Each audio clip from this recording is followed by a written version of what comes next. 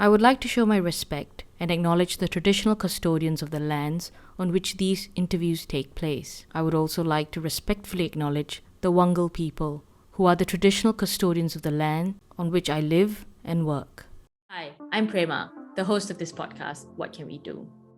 I started this podcast in 2019 because I was feeling overwhelmed and anxious about issues affecting communities. There's so much going on in this world, so much to address, so much to fix. Where's the best place to start? Here.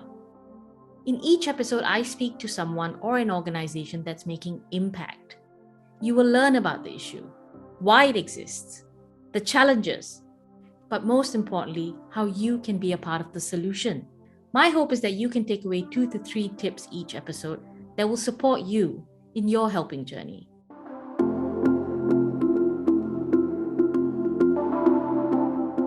Today I have with me Ryan Naoum. I'm the team leader at Rough Edges and St John's Community Services. I oversee the staff, all the operations, I guess. So Rough Edges is a drop-in centre for people experiencing homelessness. However, everyone's welcome. Most of the people we get will have some sort of relationship with homelessness, if you will. Whether they're in danger of it, they have been, or they are currently experiencing homelessness. And where is Rough Edges? Where's the drop-in centre located? It's in Darlinghurst, so right in the thick of Darlinghurst. We're directly attached to St John's Church.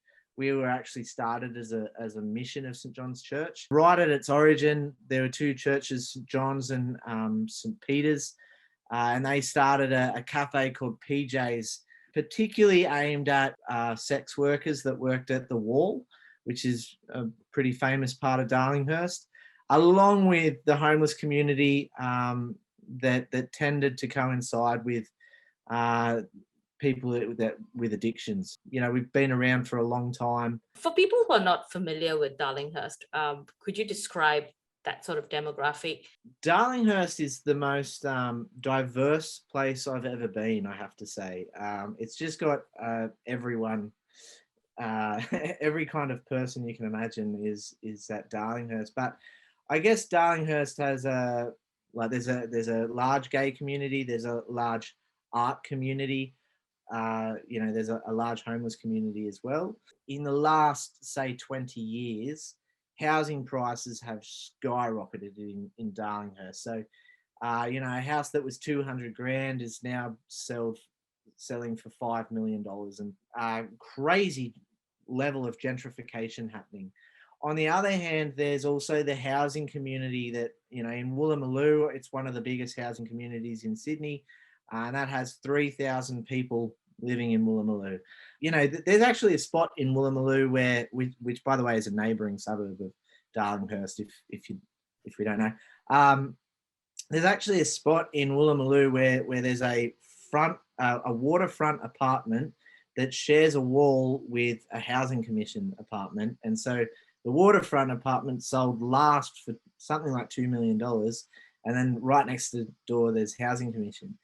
People like Russell Crowe have owned real estate in Woolloomooloo. And also in Woolloomooloo, there's the largest density of people sleeping rough. And so you have the richest of the rich and the poorest of the poor all in this one area. I find that just a fascinating kind of dynamic that's going on, which is one thing that Rough Edges as a service tries to feed into a lot, is this kind of collision of communities, if you will. But how can we do that peacefully and work really well? And why you think this issue exists? Why is homelessness so prevalent in Darlinghurst? I think there's a few reasons. I think number one is the community it started off as, and it started off, the Woolloomooloo dock.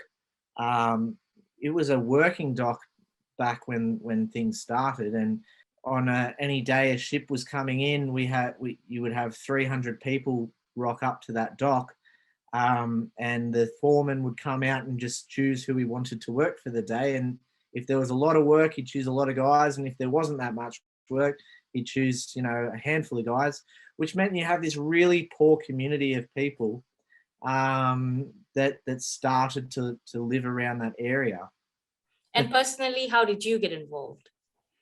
So I'm actually trained as a high school teacher. The long and the short of it is my wife is actually a social worker and worked at the original service I started working at. And I have to say, I was just kind of really inspired by the work she did. When I was a high school teacher, I used to teach timber work and metal work and things like that. But what I really found was that kids were struggling with these deeper issues. Like, I look back now and I think of little occasions that I would have with a kid. That student was actually very depressed, and I overlooked that because I just thought he was being naughty, and so I really wanted to get into a space where I could deal with the fundamental issues, I suppose. What's the problem or issue that Rough Edges is trying to address? I really like to talk about this going back to basics, and I love to just look at it through the lens of Maslow's hierarchy of needs. I think on a very simple level, if you don't feel safe, which is kind of the bottom rung of Maslow's hierarchy, if you don't know where your next meal's coming from, or you feel like you're physically in danger, that is what we usually call a place of crisis. We literally kind of work our way up the Maslow's hierarchy. So, we try to provide some people with a sense of safety, and then we try and provide people with a sense of community. I guess the thing we're working on most at the moment is how do we help people develop their self-esteem? And it's so evident in homelessness. If you don't feel safe, what are you thinking about all the time? You're thinking, how do I become safe, basically? I don't have anywhere to sleep tonight. And so that's what I'm thinking about right now is, where am I going to sleep tonight? Where am I going to feel safest? And it means that working with someone about the long-term future becomes a bit harder. So how do we put those building blocks in place to help someone get to a spot where we can plan ahead and plan for bigger goals, basically? So the drop-in center is the first step. And do you work with the person to then help them into the future? We're slowly developing these things. In its current form, what we try to do is really act as a triage kind of service, and so we're often the first point of call for a lot of people. Very simply, we offer a hot meal when they come to us. Usually, we'll try and send them to a service that can help them. That's not always that simple, and often it's really about building rapport. And then having these needs-based conversation. Where do you need to go? But also having a strengths-based conversation as well. Where would you like to be when we're all finished with this? How many people can you accommodate at any given time? In terms of how many people we can actually come in, we've had up to 150 people that we've fed in a night. On that particular night, we had a line out the door and up the street, which was crazy. Pre-COVID, we usually had about 70 people per night. At night time, we're 100% run by volunteers. At that time, we really just focus on being a great, welcoming community where anyone can come in, anyone's welcome. With the challenges of COVID, have you guys had to really adapt at how you extend that support? It's been really difficult, I have to say. From the get-go, it was very, very hard to really work it through in a way that was really useful. The things that we did that really helped was we started a service that we called New Skills. And that started off as a cooking program and a photography program. And it was basically just, let's just explore what people are passionate about. What skills do they have? What things do they actually really like to do? And let's give them the building blocks to start off and just taste that. The main reason we started this during COVID was because we couldn't get people to gather in a safe way indoors. And so photography just seemed like a really good way to get people to gather, connect with each other, and at the same time learn a new skill. And then we just found there were so many benefits that we could throw in with that. People would come together and learn about photography, and then at the end, we'd ask questions like, what did you start with? What skills did you have in photography? Did you even know how to use the camera? I remember one lady was so afraid of pressing the button too hard and breaking the camera. And then at the end of the time, she bought her own camera. She saved up and bought her own camera. And, that's things that we've started. I think new skills, we really want to keep it going. It's been a great program. And so, we've definitely got things booked in for next year to get things started with that. How is Rough Edges funded? We do all our own fundraising, which is, you might imagine, exhausting. Roughtober is our big event, and that's happening now, actually. So on the 29th of October, I don't know when this podcast will come out, but on the 29th of October, we are all sleeping rough, and we'll be doing an online thing. That's our big fundraising event. We aim to raise $200,000 at that one. We do have our own program that does bring in funding called Urban Exposure. And so what we do is we pay some of our people to take people on tours around Darlinghurst and King's Cross. It's a really powerful experience because they share their story of homelessness. So these are patrons that we employ to do this. From your perspective, what's the biggest lesson you've learned in your journey with Rough Edges? I think everyone's got a story, and I know that's not necessarily that's not groundbreaking by any means, but I think trying to see someone's story behind them really makes a big difference in the way you treat the person or the way you respond to the person. And so, like, you can have someone coming in who's, misbehaving or acting in a way that makes everyone else uncomfortable. And if you walk into that conversation going, this person has a story and this person has a whole list of reasons why they're acting this way, you can really treat them in a way that's much different. And so I guess the lesson is around curiosity and just being curious around, why are people responding that way, or why are people acting that way? Well, there's a whole story behind that, and if you find that out, you go a long way to understanding the person and then connecting with that person. And so I think that's the big one for me. What are the biggest misconceptions we might have about people who experience homelessness or the issue of homelessness? The simple ones are the idea that it might be a choice, or that it might be someone being lazy. I'm hoping that idea is dying out, really. I don't think it's a simple solution. There's no simple solution, I should say, to homelessness. And the way in which we work with people is really important. And so I think that the big misconception is that people maybe need food. I think food tends to be the first thing that everyone thinks is the big solution for homelessness.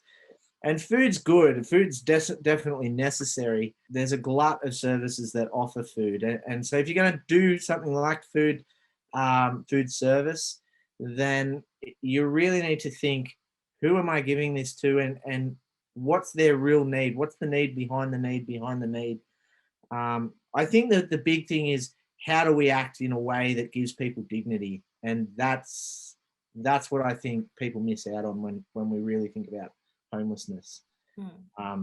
Is what I'm doing or what I'm trying to do for people, is that going to give them dignity?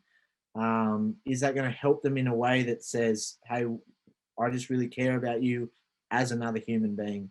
That's actually a really good point that you made, that we need to think about a multitude of factors. I always think of this story, and it's one my boss used to tell me. Is he was the rector of the church, and he said another church came to him and said, we want to give food on a Tuesday, and he was like, awfully specific, he said to them, why on a Tuesday specifically? They said, well, Tuesday is when our kitchen's free. So it just goes to show, often people have a great solution and they just need to go out and find the problem, and so it's working in the wrong direction. People want to work to their strengths, which is great, but how else can we use those strengths that you have? If you're a great cook, well, come and help me train some people on how to cook, because I've got other great cooks and that are patrons, but they don't have the certificate that you have. Do you get a high number of volunteers from the surrounding communities? Yeah, absolutely. I have to say, I'm always stunned by the amazing people we get volunteering. We've got, I've got one team that has, doctors and a TV producer, a PR consultant, like really serious, serious backgrounds, all in this one kind of room, and they have a great time. But yeah, we get a lot of support from the community around us. An engaged volunteer base is so incredible when you get to work with one. What are some of the wins in a role like this, or in the work that you do? I actually had a great conversation today with a guy, and who was just telling me how he's come out of prison, and he's really keen to get into some work, and started telling his story. I think there's little wins like that where it's like someone really opens up to you, and you get into a great conversation where you both walk away thinking, man, there's something special just happened then. I think other things like seeing a program that you've created actually help someone and actually be really valued by people. So, the photography program that we launched earlier last year, I just found that to be such a special thing. We were able to give someone a bit of photography work experience through that, and I just found that to be so special. That person always had the ability and the skills there. They just needed to kind of discover them a little bit, I suppose. If someone wanted to do similar work like you do, what should they take into account? What advice do you have for them? I think, first of all, this isn't a straightforward kind of job. You need a thick skin. I think you need the background skills. So at the moment, I have been studying and trying to gain the skills that I really need. I would say get qualified. Not that qualification is everything, and you definitely experience counts for a lot more, but getting that background knowledge that to walk into a job with is just priceless from my point of view. The big part is working with people and letting them drive more than letting yourself drive. I guess having patience, let's say that one, in that this journey is never simple. It's if you fix it quickly, you'll find a lot of the time, unfortunately, that people fall back into their old ways and their old issues. Allowing people to really drive their own journey. At Rough Edges, we have a value that is personal growth, and to us that just means allowing people to be the experts of their own situation. And so being that support person, being the person that just talks them through, asks them the right questions, but doesn't so much demand they move in the direction that you think is best for them. At the community level, how can we help when it comes to homelessness? The big thing is that, to act with dignity, as I said. So, I get the question a lot, what do you do when someone's begging on the street, or, any kind of thing like that? And let me ask you that question. If you were begging on the street, what do you think the worst part about that would be? I guess that you kind of feel you don't have dignity. Yeah. So the shame, which is the lack of dignity. And so always working in a way that goes, okay, what's going to be the thing that I do, that I can do, that's going to give this person as much dignity as possible? Is it giving them money? I don't know. I don't really know the answer to that, because I think there's so many different situations in which you see people. I would say to the community, volunteer with a service. I would say donate. We do need funding. We need funding to pay our staff to do the great work they do. Educate yourself a little bit. Read the articles that come out about homelessness and ask questions. If you are a person that considers this a laziness problem or a choice problem, there's a lot of learning to do. Do you think that's changing? I hope so. I find I get a little bit too passionate, so I don't know if people will ask me that question anymore. With COVID-19, a lot of the gaps in society have kind of come to the forefront. Would you say one of these homelessness is one of those things that's now on the table and people are talking about more?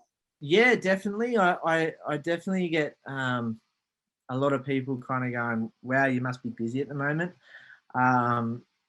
I think what has happened during COVID-19 is the government's really seen that we need to protect our homeless people in order to protect all of us.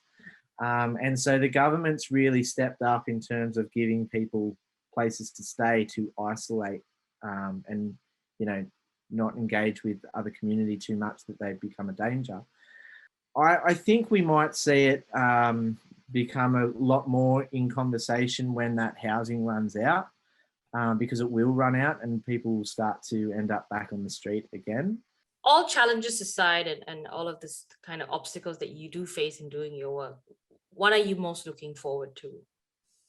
But I'm really looking forward to just having people come back in and connecting with each other. I think community and the feeling of belonging is so important for all of us, right? And so, I just find roughies as a whole is so much less exciting when we don't have the chance to just sit down with someone and share a meal with them. I just find that so valuable, not just for our homeless community that comes to roughies, but for our volunteers and for me. I just find we find that so rewarding, and that it's such an important part of being human, I suppose. Thank you for listening. If you enjoyed this episode, please subscribe or follow it on social media. Your support will help this podcast reach more listeners. You can also check out the podcast and transcripts on whatcanwedopodcast.com. This podcast is produced by Samuham Media.